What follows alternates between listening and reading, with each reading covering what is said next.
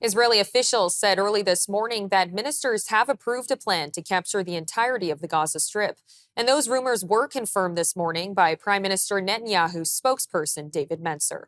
Israel is issuing tens of thousands of call-up orders to reservists in order to strengthen and expand our operations in Gaza. Not to occupy, but to expand the military operation. Why? To increase the pressure on Hamas to release our hostages. In additional areas, Israel will destroy all terrorist infrastructure, both above and below ground. The Security Cabinet unanimously approved the operational plan to defeat Hamas in Gaza and return the hostages. Israel has made clear, release the hostages and for Hamas to lay down its arms and the war will end. The Cabinet also approved the possibility of further humanitarian aid distribution when necessary. Following the 25,000 trucks of aid that went into Gaza during the hostage release pause during that period alone, not to mention the 1.8 million tons of aid that have gone in before that, Israel knows that at this stage there is enough food in Gaza. The priority will be preventing Hamas from taking control of supplies, which it uses to fund its terror. If carried out, the move would vastly expand Israel's operations in the Palestinian territory and likely bring fierce international opposition. The new plan would also push hundreds of thousands of Palestinians to southern Gaza, and there are growing concerns that this could worsen an already dire humanitarian crisis. Adela Cojab, legal advocate and media coordinator, joined us from Israel for more on the Security Cabinet's vote.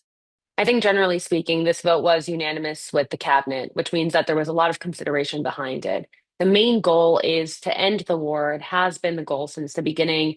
But because we've been playing a cat and mouse game with Hamas, where Israel clears an area, leaves the area, and Hamas takes it back over again, it's been over a year and a half of this. The point of the expansion is to end the war once and for all, to destroy the infrastructure above the ground that has been used for war and below the ground. And the only way to do that is to have a full clear out. Now, when it comes to the critics, there are critics on both sides. Of course, there's the people that say that this is a crazy expansion of the war, that it's violating wars of international law.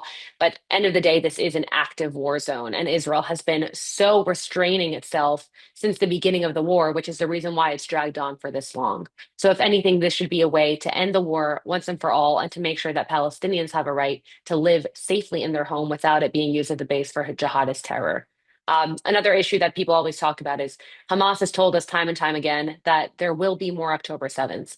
And when you have a group that's pledging to continue its war, the war can never end. So if you want to ask, how do we end the war? You get rid of the group that's promising perpetual war.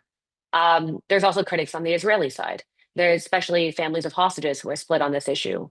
Half of them are saying that this is a way to seal the deal for the death of the hostages that remain in Gaza today. The other half see this as an ability to finally get the hostages back. And I think that that's up to the families of the hostages to decide whether or not they support this move. But if the Security Cabinet sees this unanimously as something that's necessary for Israel's security, then I think that that speaks volumes. It's also important to note that Israel said they won't proceed with the plan until after Trump visits the region. So this can also be a way to up the ante, up the pressure onto Hamas, and give them a last chance to finally return the hostages before Israel has to take drastic action.